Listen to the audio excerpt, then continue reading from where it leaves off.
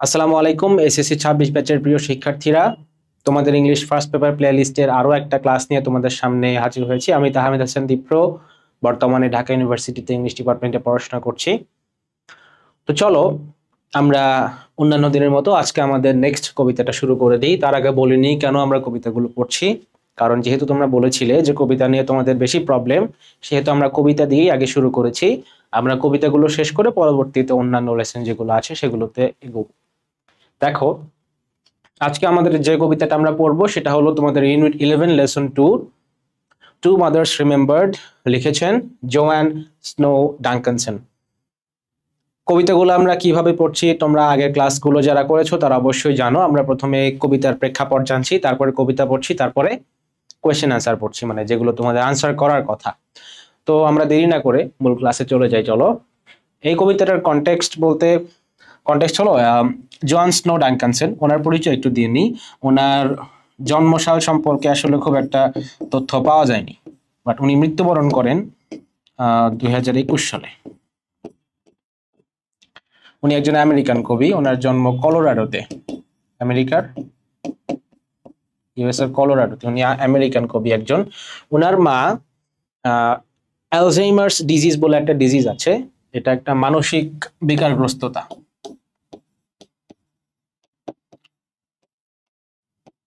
Alzheimer's disease এটা kind of স্মৃতিশক্তি হারিয়ে যাওয়ার মতো এক ধরনের ডিজিজ। স্মৃতিশক্তি হারিয়ে যাওয়ার বেশ কয়েক রকমের আছে তোমার, কি বলে এটাকে, মানসিক রোগ আছে, তার মধ্যে অ্যালজাইমার্স ডিজিজ একটা।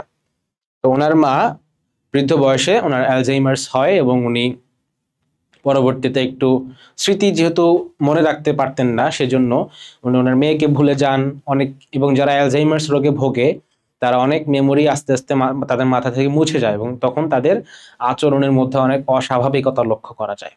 তো ওনার মা যখন এরকম বৃদ্ধ বয়সে এইরকম একটা স্টেজে পৌঁছে যান, তখন জোয়ান স্নো ডাঙ্কানসন ওনার একটা পর্যায়ে মনে হতে থাকে যে এই মহিলাটা আমার মা না। মানে এটা উনি অভিমান করে বা রাগ করে বলেননি, ওনার জাস্ট মনে হচ্ছিল যে এই যে মাকে, এই যে বৃদ্ধা মহিলাটাকে দেখছি আমি, উনি তো আসলে আমি যে মাকে মনে রেখেছি এতদিন পর্যন্ত সেই মা নন। তো সেই থেকে তিনি ওনার মাকে নিয়ে এই কবিতাটা লিখেছেন। আলজাইমার্স হওয়ার পরে তার মায়ের যেরকম মানসিক অবস্থা ছিল, তার মায়ের পার্সোনালিটি যেরকম ডেভেলপ করেছিল, আর আলজাইমার্স হওয়ার আগে যেমন ছিল, এই দুইটাকে কম্পেয়ার করেছেন তিনি তার টু মাদার্সের সাথে। সুস্থ অবস্থায় একটা মাদার আর অসুস্থ অবস্থায় আর একটা মাদার। ঠিক আছে, এই জন্য তিনি এই কবিতাটা লিখেছেন, বলেছেন টু মাদার্স রিমেম্বার্ড। একটা হলো তার সুস্থ স্বাভাবিক মা, আর একটা হলো অসুস্থ হয়ে যাওয়ার পরে সেই মা। ঠিক আছে, সেই থেকে ওনার এই কবিতাটা লেখা। মূল কবিতাটা আমরা চলে যাই। দেখো, I had two mothers I claim, two different people yet with the same name. কবি বলছেন যে আমার দুইজন মা, ঠিক আছে, টু মাদার্স আই ক্লেম, দুইজন মাকেই আমি দাবি করছি, যে দুইজন মাই আমার। ক্লেম মানে হলো দাবি করা, ঠিক আছে, দাবি করা। দুইজন মাই আমার। Two different people yet with the same name. Two different people, মানুষ দুইজন আলাদা কিন্তু নামটা একই। কারণ মানুষ তো আসলে একই, এটা জাস্ট কবি বোঝানোর জন্য একটু বাড়িয়ে হাইপারবোল দিয়ে বলেছেন যে two different people yet with the same name, একই নামের দুইজন মানুষ যেন। ঠিক আছে, অসুস্থ হওয়ার আগে তিনি একরকম ছিলেন, অসুস্থ হওয়ার পরে তিনি অন্যরকম হয়ে যান। সেজন্য কবি বলছেন যে নাম একই আছে কিন্তু তারা মানুষ যে দুইজন, তারা যেন ঠিক আলাদা আলাদা দুইজন মানুষ। Two separate women, diverse by design, but I loved them both because they were mine. দুইজন আলাদা আলাদা মানুষ, দুইজন আলাদা আলাদা নারী, ডাইভার্স বাই ডিজাইন। ডাইভার্স মানে হলো বৈচিত্র্যময়, আর ডিজাইন মানে হলো তোমার ফিচার্স, বৈশিষ্ট্য।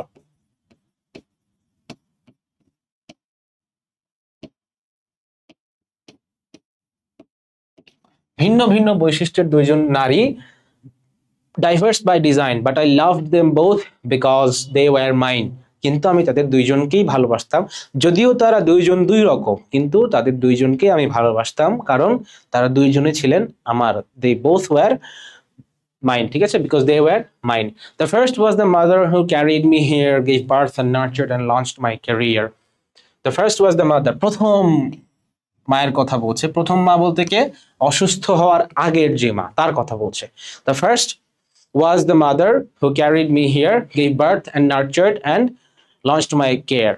তার সেই সুস্থ স্বাভাবিক মায়ের কথা বলছেন, যে মায়ের হাত ধরে তিনি আজকে এই পর্যন্ত এসেছেন। ঠিক আছে? The first was the mother who carried me here. Carried me here বলতে জীবনের এই পর্যায় পর্যন্ত যার হাত ধরে এসেছেন। Gave birth and nurtured and launched my career. জন্ম দিয়েছে, লালন পালন করেছে, নার্চার মানে লালন পালন করা, লঞ্চড মাই ক্যারিয়ার, এবং তার যে ক্যারিয়ার মানে জীবনের চলার পথ যেটা, সেখানে তাকে সেই রাস্তায় তুলে দিয়েছেন সেই মা, তার আগের মা, সুস্থ মা। ঠিক আছে? She was the one whose features I bear complete with the facial expressions I wear. এখানে ফিচার্স আই বেয়ার বলতে কি বোঝানো হয়েছে? ফিচার্স মানে তো জানো বৈশিষ্ট্য, এখানে তো লিখে দিছি। তার মানে কবি তো এখনো সুস্থ আছেন, সুস্থ স্বাভাবিক আছেন। কবি কার ফিচার, কার বৈশিষ্ট্য বেয়ার করছেন? এই অসুস্থ মাদারের নাকি সুস্থ মাদারের? অবশ্যই সুস্থ মাদারের, কারণ কবি তো তার মায়ের মতোই হওয়ার কথা, তার সুস্থ মাদারের বৈশিষ্ট্য সে বিয়ার করছে বা বহন করছে। ঠিক আছে? সেই মায়ের বৈশিষ্ট্য তো বহন করছেই, পাশাপাশি তার ক্যারেক্টার বৈশিষ্ট্য যেগুলো, ঠিক আছে, চারিত্রিক বৈশিষ্ট্য, অন্যান্য গুণাবলী যেগুলো আছে সেগুলো তো বিয়ার করছেই। সাথে সাথে কি আছে? Complete with the facial expressions I wear. একদম ফেশিয়াল এক্সপ্রেশন মানে চেহারা, অঙ্গভঙ্গি সহ সবকিছুতেই তার মায়ের সাথে তার মিল আছে। এখানে চেহারাটা আলাদা করে কেন বলা হয়েছে? আলজাইমার্স হলে কিংবা যে কোনো ধরনের মানসিক বিকারগ্রস্ততা মানুষের মধ্যে আসলে তার চেহারার মধ্যে একটা ছাপ পড়ে, তার চেহারার মধ্যে একটা বিকৃতি চলে আসে। ঠিক আছে? অনেক সময় চেহারার এক্সপ্রেশন বা অন্যান্য অনেক কিছু, অনেক ফিচার চেঞ্জ হয়ে যায় মানসিক রোগের কারণে। তো কবি এটা বলছেন যে অসুস্থ হওয়ার পর তার মা যেমন ছিলেন, তার আগে তার মা যেমন ছিলেন সুস্থ অবস্থায়, কবি সেই মায়ের বৈশিষ্ট্য ধারণ করেন, এবং পাশাপাশি ইভেন তার চারিত্রিক বৈশিষ্ট্যের পাশাপাশি তার ফেসিয়াল এক্সপ্রেশন বা চেহারা এবং মুখের যে অঙ্গভঙ্গি এগুলো তিনি বেয়ার করেন। She gave her love which follows me yet, along with examples in life that she set. She gave her love, এটা তো বুঝতে পারছো, which follows me yet, যে ভালোবাসা এখনো কবির সাথে মিশে আছে। মায়ের সেই ভালোবাসা যেটা তিনি ছোটবেলায় পেয়েছেন মা সুস্থ থাকা অবস্থায়, সেই ভালোবাসাটা এখনো কবির মধ্যে টিকে আছে। along with examples in life that she set, এবং তার মা সুস্থ থাকা অবস্থায় যেসব এক্সাম্পল তার জন্য সেট করে দিয়ে গেছেন, তার জন্য যেসব পদাঙ্ক রেখে গেছেন, সেই পায়ের ছাপ, সেই পদাঙ্ক কবি এখনো ফলো করে চলেছেন। ঠিক আছে? As I got older, she somehow younger grew, and we'd laugh as just mothers and daughters do. এই লাইনটা দেখো, she somehow younger grew। এই পুরো স্টেটমেন্টটা হলো একটা প্যারাডক্স। প্যারাডক্স মানে কি বলেছিলাম? যখন তুমি মুখে বলছো এক কথা যেটা বাস্তবে সম্ভব না। ঠিক আছে? তুমি যদি বলো I need to be cruel only to be kind, I need to be, আচ্ছা লিখে দেখাই, I need to be cruel only to be kind.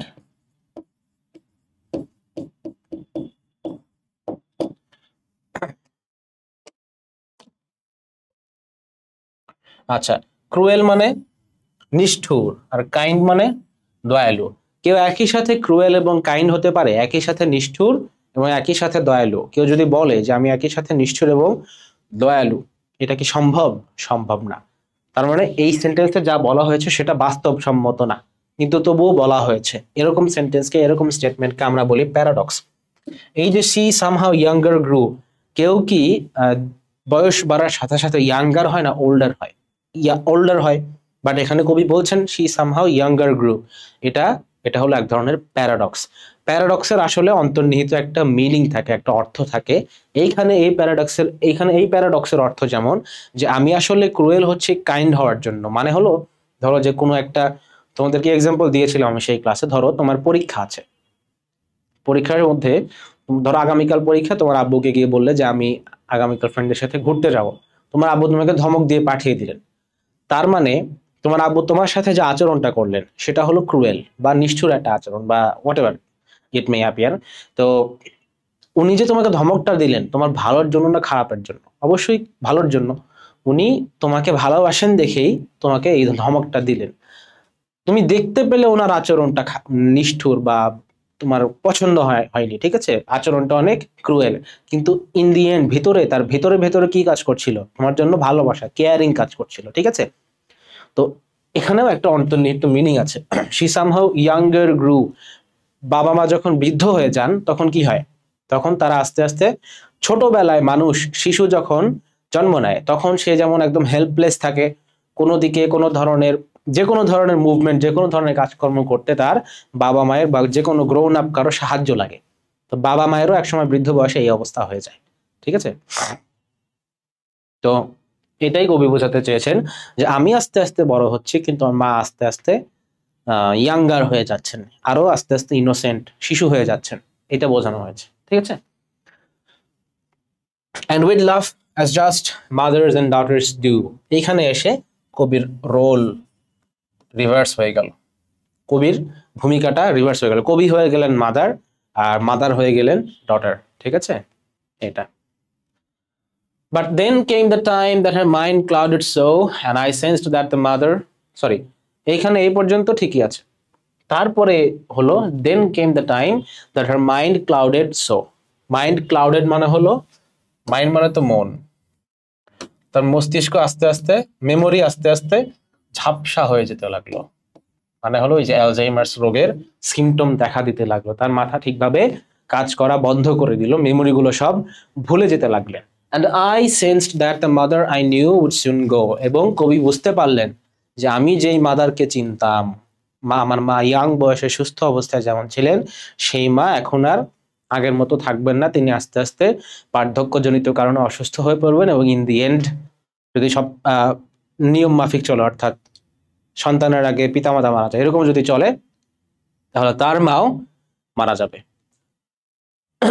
and I sensed that the mother I knew would soon go, মানে চলে যাবেন, চলে যাবেন বলতে তার জীবন অবসান বা তার আস্তে আস্তে যেই মাকে তিনি চিনতেন সেই মা আস্তে আস্তে কি হয়ে যাবে, সেই মা আস্তে আস্তে বৃদ্ধ হয়ে যাবেন, আস্তে আস্তে মানে ডিজেবল কি বলে এটাকে, অক্ষম হয়ে যাবেন এবং ইন দি এন্ড আস্তে আস্তে অসুস্থ হয়ে পড়বেন, এরকম। মানে কবি তখনই সেন্স করতে পারলেন তার মা যখন এমন আচরণ করছিলেন অ্যাজ ইফ তার মাথাটা, তার মস্তিষ্কটা ক্লাউডেড বা ঝাপসা, মেমোরি গুলো ঠিকভাবে মনে নেই, কোনো কাজ ঠিকভাবে করতে পারে না, এরকমটা যখন কবি আস্তে আস্তে সিমটম গুলো খেয়াল করতে শুরু করলেন তখন কবি বুঝতে পারলেন যে না, আমার মা আস্তে আস্তে বৃদ্ধ হয়ে যাচ্ছেন। এরপরে দেখো কি আছে, so quickly she changed and turned into the other, a stranger dressed in the clothes of my mother. So quickly she changed and turned into the other, turned into মানে হলো রূপান্তরিত হওয়া, ঠিক আছে। she change আর turn into মিনিংটা same. তো আস্তে আস্তে কবি ওই যে এখন দ্বিতীয় মাদার, সেকেন্ড মাদারের কথা কবি বলেছিলেন, কবি এখন বলছেন যে আমার প্রথম মা খুব দ্রুতই she changed and turned into the other বলতে তার দ্বিতীয় মা বা অসুস্থ মায়ের কথা, মানে মা অসুস্থ হওয়ার পরে যেমন হয়ে গেলেন সেই মায়ের কথা বোঝানো হচ্ছে, ঠিক আছে। খুব দ্রুতই কবির মা সুস্থ অবস্থা থেকে আস্তে আস্তে ঠিক যেন অন্য একটা মানুষে পরিণত হলেন, ঠিক আছে। A stranger dressed in the clothes of my mother, তখন কবির মনে হতে লাগলো যে স্ট্রেঞ্জার মানে হলো অপরিচিত লোক, ঠিক আছে, অপরিচিত মানুষ একজন অপরিচিত মহিলা যেন কবির মায়ের কাপড় চোপড় পরে, ক্লথস ড্রেস পরে কবির সামনে দিয়ে হাঁটাচলা করছে। কবির মনে হচ্ছে যে ড্রেসটা আমার মায়ের, পোশাকটা আমার মায়ের, কিন্তু মানুষটা আমার মা না, এরকমটা মনে হচ্ছে। Oh, she looked the same at least at arm's length, but now she was the child and I was her strength.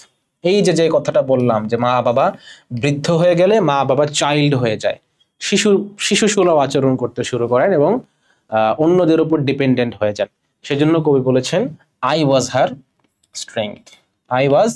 her strength. কবি তখন তার মায়ের একমাত্র অবলম্বন হয়ে ওঠেন, ঠিক আছে। কবির মা আস্তে আস্তে যখন অক্ষম হয়ে যান শারীরিকভাবে তখন কবি যেন তার মায়ের একমাত্র ভরসা, আশা ভরসা, স্ট্রেংথ হয়ে যায়, ঠিক আছে। এখানে এটা কি বলতো, এটা হলো মেটাফর। কারণ কবি বলছেন I was her strength, I was like her strength বলেননি, কবি বলেছেন আই ওয়াজ হার স্ট্রেংথ, আমি যেন তার শক্তি। ঠিক আছে, কবি নিজেকে তার মায়ের শক্তির সাথে মানে অ্যাবিলিটি বা ক্ষমতার সাথে, সক্ষমতার সাথে কম্পেয়ার করেছেন। আচ্ছা, প্রথম লাইনটার মানে বলা হয়নি। ও she look the same at least at arms length. Arms length মানে হলো তোমার হাত যতদূর যায় আর কি।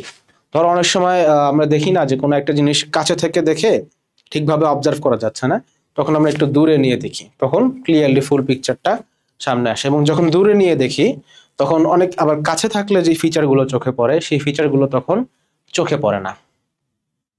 তো কবি বলছেন যে তার মাকে যখন সে দূর থেকে দেখে, এরকম দূর থেকে দেখে, তখন মনে হয় না এটা আমারই মা। কিন্তু যখন তার মা কাছে আসেন, তার সাথে কথাবার্তা বলেন, যখন কবি দেখতে পান যে তিনি আসলে মানুষ, তার মা আসলে মানসিকভাবে বিকারগ্রস্ত হয়ে গেছে, তখন কবি বুঝতে পারেন যে না, এটা আসলে আমার মা না। ঠিক আছে, কবি তখন বলছেন না, শি ওয়াজ দ্য চাইল্ড, তার মাই যেন এখন শিশু, এবং কবি তার একমাত্র ভরসা বা strength. We'd come full circle, we women three, my mother the first, the second and me. My mother the first, the second মানে হলো my mother the first and my mother the second। ঠিক আছে, মানে কবি বলছেন যে আমরা এখন we women three, আমরা এখন তিনজন মহিলা, মানে তিনজন নারী, আমি এবং আমার দুই মা মিলে আমরা এখন তিনজন নারী হয়ে উঠলাম। আমি এবং আমার প্রথম মা, সুস্থ মা এবং আমার অসুস্থ মা। ঠিক আছে, এই হলো তিন নারীর একটা সার্কেল তৈরি হয়ে গেল। একটা, এখন তিনজন নারী আছে এখানে, মানুষ আছে দুইজন, কিন্তু তিনটা সত্তা, তিনটা পার্সোনালিটি, তিনটা ব্যক্তিত্ব অবস্থান করছে এই জায়গায়। And if my own children should come to a day when a new mother comes and the old goes away, তখন কবি বলছেন যে আমার বাচ্চারা, আমার শিশুরা, আমার সন্তানেরা যখন এমন একটা অবস্থায় আমার মতো should come to a day, মানে আমার অবস্থায় পৌঁছাবে, যখন আমিও আমার মায়ের মতো হয়ে যাবো। when a new mother comes and the old goes away, যখন নতুন একজন মা তাদের জন্য আসবে এবং আমি চলে যাব, ভ্যানিশ হয়ে যাব, মানে আমি এখন সুস্থ স্বাভাবিক সবল অবস্থায় আছি, আমি তো আস্তে আস্তে বৃদ্ধ হয়ে যাব, এবং অসুস্থ আমি যে পরবর্তীতে বার্ধক্যজনিত কারণে অসুস্থ হয়ে যাব, আমাদের সন্তানের, আমার সন্তানেরও তখন মনে হবে যেন আমি ঠিক আমি না, আমি একটা অন্য মানুষ হয়ে গেছি। এরপরে কবি বলছেন I'd ask of them nothing that I didn't do, love both of your mothers as both have loved you. I'd ask them, I would ask them nothing that I didn't do. তখন কবি বলছেন যে আমি যখন এরকম বৃদ্ধ অবস্থায় পৌঁছে যাব, আমি তাদের কাছে এমন কিছু এক্সপেক্ট করব না যা আমি আমার মায়ের সাথে করিনি। ঠিক আছে, এই লাইনটা এখানে শেষ। এই লাইনটায় কবি মূলত পাঠকদেরকে অ্যাড্রেস করছেন এবং বলছেন love both of your mothers as both have loved you. কবি বলছেন যে মা আসলে সুস্থ বা অসুস্থ হোক, যাই হোক, যতক্ষণ পর্যন্ত মা টের পাচ্ছে যেটা তার সন্তান, ততক্ষণ পর্যন্ত মা আসলে সন্তানকে ভালোবেসেই যায়।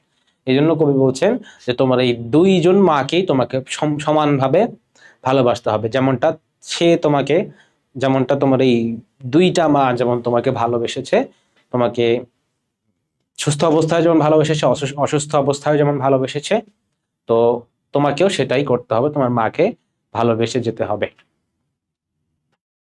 তো এই হলো আমাদের কবিতা। দেখো, এটা হলো তোমাদের বইয়ের কবিতা। ঠিক আছে, সরি, বইয়ের কোয়েশ্চেন।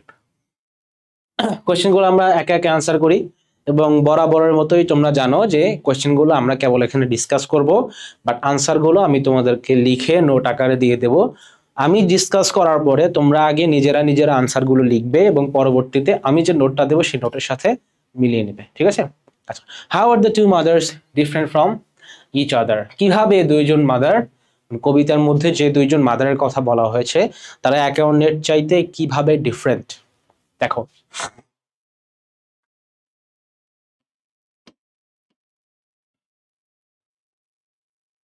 তারা ডিফারেন্ট কিভাবে, তারা কিন্তু মানুষটা একই, তাই না? নামও এক, মানুষও এক, চেহারাও এক, সব এক, কিন্তু তারা ডিফারেন্ট কোন দিক দিয়ে? তাদের পার্সোনালিটি বা ক্যারেক্টারিস্টিক, এই দিক দিয়ে। ঠিক আছে, তাদের ফিচার চেঞ্জ হয়ে গেছে। সুস্থ অবস্থায় তাদের যেমন বৈশিষ্ট্য ছিল, যেমন আচার আচরণ বিহেভিয়ার ছিল সেগুলো এখন আর অবশিষ্ট নেই। ঠিক আছে, এইভাবেই এই দুইজন মাদার তারা একে অন্যের চাইতে ডিফারেন্ট। ঠিক আছে, একটা হলো একই মাদার, তিনি ইয়াং বয়সে একরকম ছিলেন এবং সেই একই মাদার বৃদ্ধ বয়সে অন্যরকম। তারা দেখতে একই, তারা শুনতে একই, তারা মানুষ একই, শুধুমাত্র তাদের ভেতরগত চরিত্র ইনার ট্রেটস যেগুলো আছে এগুলো চেঞ্জ হয়ে যাওয়ার ফলে তারা আলাদা আলাদা মানুষে পরিণত হয়েছে। এটা হবে তোমার answer. How are they the same, এখানে তোমার how are they the same, তারা সেম কিভাবে? প্রথম প্রশ্ন ছিল তারা ডিফারেন্ট কিভাবে, এই দ্বিতীয় প্রশ্নটা হলো তারা সেম কিভাবে। তারা সেম এভাবে যে তারা মানুষটা একই আছে, তারা মানুষটা একই আছে, মানে উত্তরটা মোটামুটি তোমার সেমই হবে। তারা মানুষটা একই আছে, কেবলমাত্র অসুস্থতার কারণে বা বার্ধক্যজনিত কারণে বা কোনো একটা কারণে, যেহেতু তোমার কবিতার মধ্যে ভাবে দেয়া নেই, তুমি বলবে যে আমি কনটেক্সটটা তো আমি বললাম তোমাকে, কবিতার মধ্যে তো লেখা নেই আসলে। তুমি কি বলবে? How are they the same, তারা এইভাবে সেম যে তারা মূলত মানুষ একই, কিন্তু অসুস্থতা বা বার্ধক্যজনিত কারণে তাদের ইনার ট্রেটস, ভেতরগত বৈশিষ্ট্য যেগুলো আছে, ইনার ট্রেটস বা ইনার ক্যারেক্টারিস্টিক্স যেগুলো আছে এগুলো পরিবর্তন হয়ে গেছে, বাট তারা মানুষটা আসলে সেমই আছেন এবং তারা দুইজনই আসলে কবির মা হিসেবেই আছেন। তারা শুরুতেও কবির মাই ছিলেন, শেষের দিকে এসেও কবির মাই ছিলেন। ঠিক আছে, তারা মা থেকে বাপ হয়ে যান না, এবার এরকম কিছু না। মানে আনসারটা এরকম হবে, what did the first mother do to the speaker. এটা হলো একটা তোমার জ্ঞানমূলক প্রশ্ন টাইপ। ফার্স্ট মাদার কবির সাথে কি কি করেছেন? The first was the mother, সেই মাদার কি করেছেন? কবিকে ক্যারি করেছেন, gave birth, নার্চার্ড, launched her career. She was the one whose features the poet the poet bears the features of the first mother along with the facial expression. আরো কি করেছেন তিনি? She gave her love, তারপরে আর কি, she set examples for her, এই পর্যন্তই। ঠিক আছে, তার মানে এটা অনেকটা জ্ঞানমূলক প্রশ্নের মতো। ওই আনসারটা দেওয়ার আগে তুমি প্রশ্নটা করবে যে তিনি কবির জন্য কি কি করেছেন, তিনি কবির জন্য কি করেছেন, যে she carried her, she carried the poet, she gave her birth, she nurtured her, she launched her career, the poet still bears her features, তারপরে along with the facial expressions, তারপর she gave her love, she set examples for her in the life, এগুলো। এরপরে what would who was the speaker's second mother? Describe her briefly. The second mother was the same person as the previous one. এভাবে লিখবা, the second mother was the same person as the previous one, only the same person by getting older has and coming to a change in her personality. মানে বাংলাটা বলি দেখো, যে তারা মানুষ একই ছিলেন, ঠিক আছে। সেকেন্ড মাদারটা হলেন কবিরই মা, কবির নিজেরই মা, কিন্তু বার্ধক্যজনিত কারণে তার বৈশিষ্ট্য চেঞ্জ হয়ে যাওয়ার ফলে তিনি একজন ভিন্ন মানুষে পরিণত হন। মূলত দ্বিতীয় মা বা সেকেন্ড মাদার বলে যাকে বোঝানো হয়েছে তিনিও আসলে কবির নিজেরই মা। ঠিক আছে, এটা। What would be the speaker's advice to her own children? কবির চিলড্রেনের কাছে কবির অ্যাডভাইস কি? কবির অ্যাডভাইস হলো যে লাভ, এইটা তো এই লাইনটা সরাসরি কোট করে দেবে, লাভ both of your mothers as both have loved you. Who are the three women referred in the poem? Briefly describe them. Three women কে কে বলেছিলাম? একজন হলেন কবি, একজন হলেন কবি নিজে, একজন হলেন ফার্স্ট মাদার, আর একজন হলেন second mother. What should children do to their mother and why? এই যে the children should love both of their mothers because both of the mothers loved them. Same লাইনটাই জাস্ট পার্সনটা চেঞ্জ করে them লিখে দিবা। Do you like this poem? Why? এই পোয়েমটা যদি তোমার ভালো লেগে থাকে তাহলে বলবা, কি কারণে ভালো লাগছে সেটা বলবা। এটা সাবজেক্টিভ অ্যান্সার, এটা আমি আমার অ্যান্সারটা তোমাকে বলবো, আর তুমি লিখতে চাইলে তোমাকে তোমার মতো করে লিখতে হবে, এই আর কি বিষয়টা। এই কবিতাটা আমার ভালো লেগেছে এই কারণে যে এখানে মাদার্স, মায়ের জন্য আনকন্ডিশনাল লাভের কথা বলা হয়েছে, যে মা বৃদ্ধ বয়সে মা কখনো কখনো আবোল তাবোল আচরণও করতে পারেন, বাট সেটাতে মনক্ষুণ্ণ না হয়ে মাকে উইথ আটমোস্ট কেয়ার, খুব কেয়ারের সাথে, খুব আদর যত্নের সাথে মায়ের সেবা করতে হবে। এই জন্য আমার কবিতাটা ভালো লেগেছে, যে এই কবিতাটা এত সুন্দর একটা মেসেজ দিয়েছে। এবার দেখো আমরা মডেল কোয়েশ্চেন সলভ করি। মডেল কোয়েশ্চেন বলতে তোমাদের বোর্ড প্রশ্নের আদলে কিছু তৈরি করা কিছু question. What images does the poet use to describe the two mothers? কি কি ইমেজ পোয়েট এখানে ইউজ করেন, ইমেজগুলো আমরা একটু খুঁজে বের করি চলো।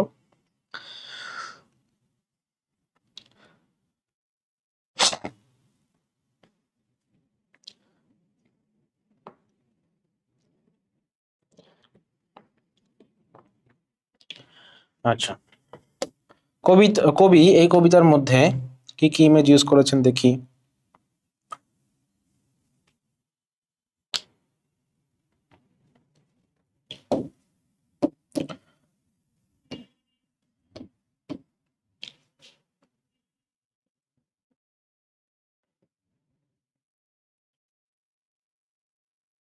এই যে একটা ইমেজ, এটা হলো কাইনেস্থেটিক ইমেজ। এই যে আরেকটা ইমেজ, আরেকটা ইমেজ, আরেকটা ইমেজ, আরেকটা, sorry,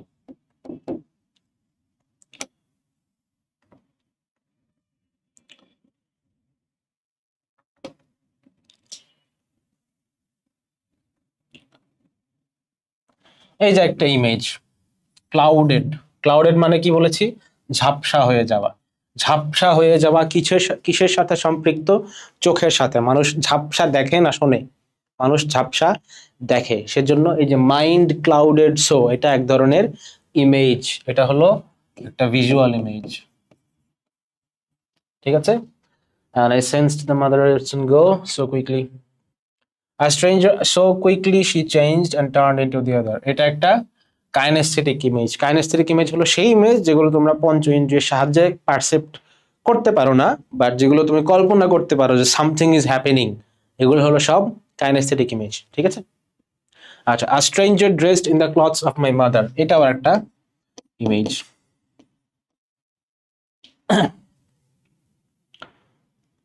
she looked the same, এটাও আরেকটা ইমেজ।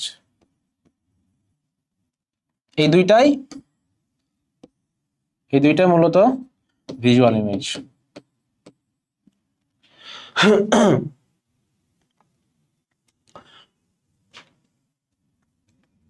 আচ্ছা, তার মানে কোশ্চেন ছিল যে what images does the poet use to describe the two mothers. তার মানে তোমার আনসার হবে যে পোয়েট এখানে এই কবিতার মধ্যে মূলত বেশিরভাগ ক্ষেত্রেই ভিজুয়াল ইমেজ ব্যবহার করেছে। এরপরে কি করবা, এরপরে তুমি এই এই এক্সাম্পল গুলো কবিতা থেকে একটু একটু একটু করে তুলে দিবা, ঠিক আছে। তারপরে কি লিখবা, তারপরে লিখবা যে ভিজুয়াল ইমেজের পাশাপাশি কবি মাঝে মাঝে দুই একটা কাইনেস্থেটিক ইমেজও ইউজ করেছেন, যেমন দ্য মাদার গেটিং ওল্ডার, তারপরে the mother changing and turning into another woman. এগুলো হলো সব কি কাইনেস্থেটিক ইমেজ। ইমেজ অনেক ইউজ করা হয়েছে কবিতার মধ্যে, বাট তুমি তোমার আনসার বোঝানোর জন্য যতটুকু বলা দরকার ততটুকু বলবে, ঠিক আছে। How does this poem show that both mothers played a role in the speaker's life? আচ্ছা, কিভাবে প্রথম মায়ের কথা কবি কি বলেছেন, বলেছেন যে প্রথম মা তাকে জন্ম দিয়েছে, তার ক্যারিয়ার সেট করে দিয়েছে, তার লাইফে অনেক এক্সাম্পল সেট করে দিয়েছে, তাকে লালন পালন করেছে, এটা। আর দ্বিতীয় মা কি করেছেন, দ্বিতীয় মা কি রোল প্লে করেছেন, কোথায় গেল, দ্বিতীয় মাদার কি রোল প্লে করেছেন, দ্বিতীয় মাদারও তার একটা রোল আছে। সেই রোলটা কি, যে দ্বিতীয় মা তিনি কবির উপর ডিপেন্ডেন্ট হয়ে পড়েছেন, কবির উপর নির্ভরশীল হয়ে পড়েছেন। এই নির্ভরশীল হয়ে পড়াটাও কবির জীবনে একটা তার মাদারের দ্বারা প্লে করা একটা রোল। কিভাবে, যে কবির মা যেহেতু কবির উপর নির্ভরশীল হয়ে পড়েছেন, এর ফলে কি হয়েছে, কবি বুঝতে পেরেছেন যে আসলেই সব মায়েরাই একটা সময় বৃদ্ধ হয়ে যায়, এবং সব মায়েরাই একটা সময় তার সন্তানের কেয়ার এমন ভাবে দরকার হয় যেন সন্তানই হয়ে যায় কি প্যারেন্টস, আর মা হয়ে যায় বা বাবা হয়ে যায় শিশু, ঠিক আছে। তো কবির দ্বিতীয় মা কবির জীবনে কি রোল প্লে করেছেন, দ্বিতীয় মা কবির সন্তান হিসেবে রোল প্লে করেছেন, আর প্রথম মা কবির মা হিসেবে রোল প্লে করেছেন। মূলত তোমার আনসার এটাই, ঠিক আছে। What feelings does the speaker express toward each mother? কবি তার এই দুই মায়ের প্রতি কেমন ফিলিং শো করেন? প্রথম মায়ের প্রতি কবির ফিলিংটা কেমন ছিল, দ্বিতীয় মায়ের প্রতি কেমন ছিল? প্রথম মায়ের প্রতি কবির ফিলিংটা ছিল, কোথায় গেল,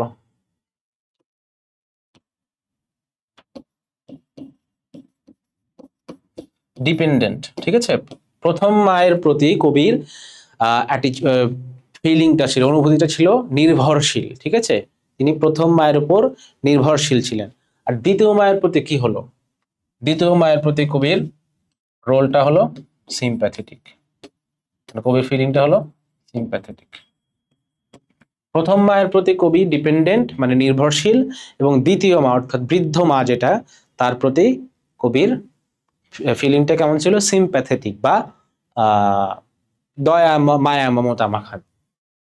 What does the poem suggest about the presence of loved ones even after they are gone? What does the poem suggest?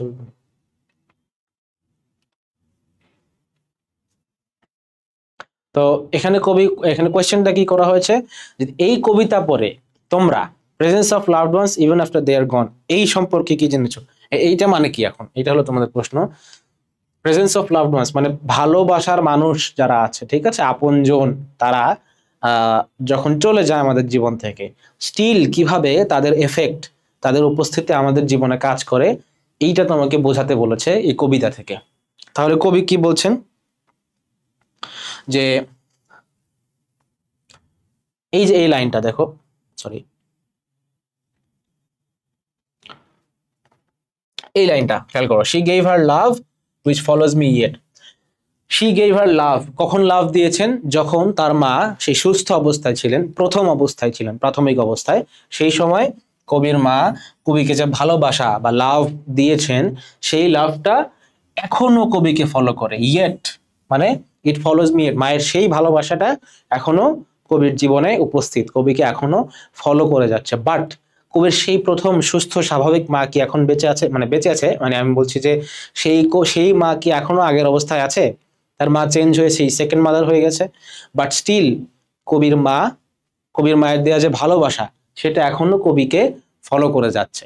এর মাধ্যমে কবি বুঝিয়েছেন যে আপনজন বা ভালোবাসার মানুষ, কাছের মানুষ যারা আছে, তারা আমাদের যে ভালোবাসা বা এনিথিং, যে জিনিসগুলো আমাদেরকে দিয়েছে, যে গিফটগুলো দিয়েছে, তাদের যে উপস্থিতি আমাদের জীবনে এক সময় ছিল, সেটা তারা চলে যাওয়ার পরেও থাকে। এইভাবে কিভাবে থাকে, যে তারা যে ভালোবাসা বা গুড থিংস, গ্ল্যাড টাইডিংস, এই জিনিসগুলো আমাদেরকে দিয়ে যান, এগুলো সারা জীবন ধরেই আমাদের মাথায় গেঁথে থাকে, সারা জীবন ধরে আমাদের পিছে পিছে কি বলে এটাকে, সারা জীবন ধরে আমাদেরকে ফলো করে বেড়ায়।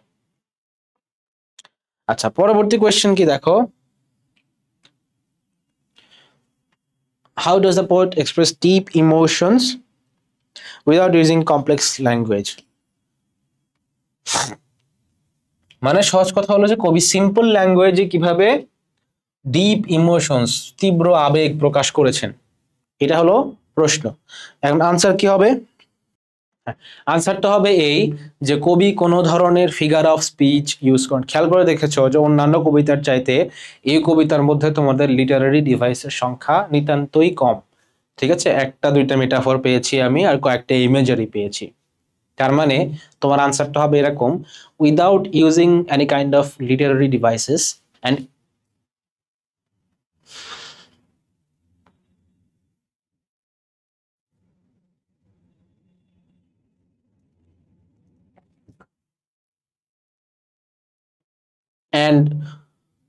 and by using very simple and day-to-day words, the poet expresses deep emotions without using complex language. সেটা কিভাবে? যেমন এখান থেকে তারপরে কিছু এক্সাম্পল তুলে দিবা, যে she changed and turned into, তারপরে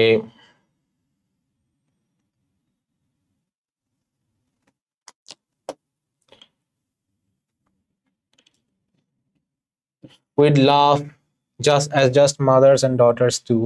এই যে সিম্পল কিছু ল্যাঙ্গুয়েজ, সহজ কিছু ভাষা ব্যবহার করার মাধ্যমে, তারপর ধরো যে স্ট্রেঞ্জার্স, কোথায় গেল, a stranger dressed in the clothes of my mother।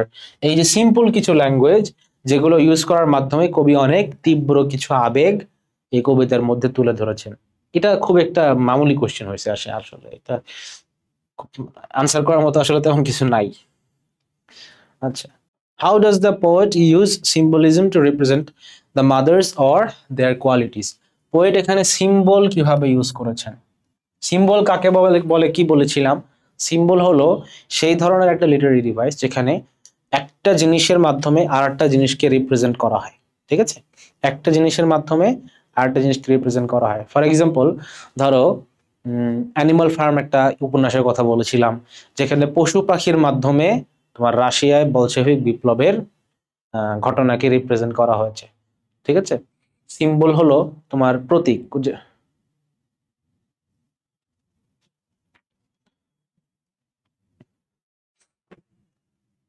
How does the poet use symbolism to represent the mothers or their qualities? Symbolism কি? তোমরা যারা আমার ফার্স্ট ক্লাসটা করেছো তারা অবশ্যই জানো। স্টিল আমি একটা ওভারভিউ দিয়ে দেই যে একটা শব্দের দ্বারা বা একটা কথার দ্বারা, একটা গল্পের দ্বারা, একটা ঘটনার দ্বারা অন্য একটা কিছুকে যখন ইন্ডিকেট করা হয়, ছদ্মবেশে অন্য একটা কিছুকে ইন্ডিকেট করা হয়, সেটা হলো সিম্বলিজম। ঠিক আছে, একটা কিছুর দ্বারা আরো একটা কিছুকে রিপ্রেজেন্ট করা। যেমন পাখির নীড়ের মতো চোখ তুলে নাটোরের বনলতা সেন। এখন নাটোরের বনলতা সেনের চোখ কি আসলেই পাখির মতো, মানে পাখির নীড়ের মতো, পাখির বাসার মতো না? বনলতা সেনের চোখ পাখির বাসার মতো না, বাট এটাকে পাখির বাসা বলার মাধ্যমে কবি একটা জিনিসকে একটা সিম্বলের প্রকাশ ঘটিয়েছেন এখানে। ঠিক আছে, কিভাবে? যে পাখি যেমন তার বাসায় গিয়ে নিরাপদ বোধ করে, কবি বনলতা সেনের চোখের দিকে তাকিয়ে সেরকম নিরাপদ বোধ করতেন, মনে করতেন যে না, আই বিলং হিয়ার। এই চোখটা আই বিলং হিয়ার, এটাই যেন আমার খুব আপন, খুব ক্লোজ একটা জায়গা। এই যে চোখের মাধ্যমে কবি একটা জিনিসকে সিম্বলাইজ করলেন, প্রতীক। চোখটা কিসের প্রতীক? কবির নিরাপত্তা, বা কি বলে এটাকে, পাখি যেমন নিজের বাসার মধ্যে নিরাপদ ফিল করে, এইটা এরকম একটা জিনিসকে কবি সিম্বলাইজ করলেন এই পাখির নীড়ের মতো চোখ দ্বারা। তো এই কবিতার মধ্যে সিম্বল কোথায়? এই কবিতার মধ্যে সিম্বল আছে এইভাবে যে দুইজন মাদারের কথা বলা হয়েছে এখানে, তাই না? দুইজন মাদারের কথা বলা হয়েছে, একজন হলেন ইয়াং মাদার,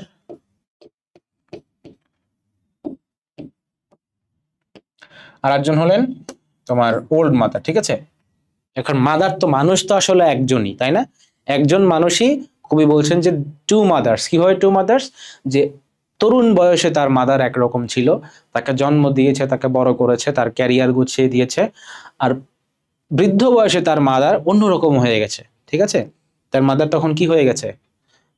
বৃদ্ধ হয়ে গেছে, অক্ষম হয়ে গেছে শারীরিকভাবে, কবির উপর নির্ভরশীল হয়ে পড়েছে, এইটা বোঝানো হয়েছে। তো ফার্স্ট মাদার উনি হলেন ইয়ুথ বা তারুণ্যের সিম্বল। ঠিক আছে, আর সেকেন্ড মাদার উনি হলেন ওল্ড এজ বা বার্ধক্যের সিম্বল। ঠিক আছে, ওল্ড এজ বা বার্ধক্যের সিম্বল। তার মানে ফার্স্ট মাদার দ্বারা কবি বুঝিয়েছেন তরুণ বয়সের যে সক্ষমতা, শক্তি, সামর্থ্য, এগুলো। আর সেকেন্ড মাদারের দ্বারা কবি বুঝিয়েছেন বার্ধক্যের যে অক্ষমতা, দুর্বলতা, নির্ভরশীলতা, এগুলো। ঠিক আছে, এরপর দেখো, in what way does the poem show the importance of love and care in family relationships? কিভাবে কবি ফ্যামিলি বা পারিবারিক সম্পর্কে, পারিবারিক রিলেশনশিপস এর মধ্যে লাভ বা ভালোবাসার ইম্পর্টেন্স কিভাবে দেখিয়েছেন? কিভাবে দেখিয়েছেন আমি তোমাকে ব্যাখ্যা করে দিচ্ছি। যে এই যে ছোট বয়সে, বাচ্চা বয়সে কবির মা কবিকে ছোট থেকে বড় করেছে, তাই না? ভালোবাসার কারণেই তো করেছে, তাই না? কবিকে ছোট থেকে বড় করেছে। পরবর্তীতে কবির মা যখন বৃদ্ধ হয়ে গেলেন এবং আস্তে আস্তে কবির উপর নির্ভরশীল হয়ে গেলেন, তখন কি হলো? তখন কবি আবার ঘুরে উল্টো তার মাকে কেয়ার করতে লাগলেন, তার মাকে নার্চার করতে লাগলেন, লালন পালন করতে লাগলেন। ঠিক আছে, মায়ের সেবা করতে লাগলেন। ঠিক আছে, এইভাবে কবি এই কবিতাটা দেখিয়েছে যে পারিবারিক সম্পর্কের মধ্যে লাভ অ্যান্ড কেয়ার কতটা ইম্পর্টেন্ট। এই যে কবির মা কবিকে কেয়ার করতেন, ভালোবাসতেন, আবার কবির মা বৃদ্ধ হয়ে যাওয়ার পরে কবি তার মাকে ভালোবাসতেন, কেয়ার করতেন। এইভাবেই এই কবিতা, এই ঘটনা দুইটার মাধ্যমেই কবি এই কবিতার মধ্যে যে ফ্যামিলি রিলেশনশিপস এর মধ্যে যে লাভ এবং কেয়ারের যে ইম্পর্টেন্স বা গুরুত্ব, এটা বুঝিয়েছেন। ঠিক আছে। What message does the poem convey about the lasting influence of mothers? এই কবিতার মধ্যে মায়ের লাস্টিং ইনফ্লুয়েন্স মানে হলো, লাস্টিং মানে হলো তো এমনিতে বলো টেকসই, অনেকদিন ধরে টিকে থাকে এরকম, ঠিক আছে, টেকসই। ইনফ্লুয়েন্স মানে হলো প্রভাব।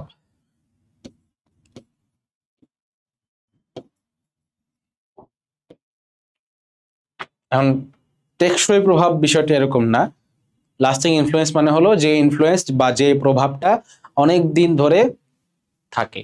এখানে কি প্রশ্নটা কি করা হয়েছে, যে কবিতা, এই কবিতাটা এখানে মায়ের ইনফ্লুয়েন্স, মায়ের প্রভাব সন্তানের উপর অনেক দিন ধরে যে টিকে থাকে, এই বিষয়টা বোঝানোর জন্য এই কবিতা, মানে এই কবিতা এই বিষয়ে কি মেসেজ দিয়েছে। এই কবিতা সন্তানের উপর মায়ের প্রভাব নিয়ে কি মেসেজ, কি বার্তা আমাদেরকে দিয়েছে। সে বার্তাটা হলো কি, যে একজন সন্তান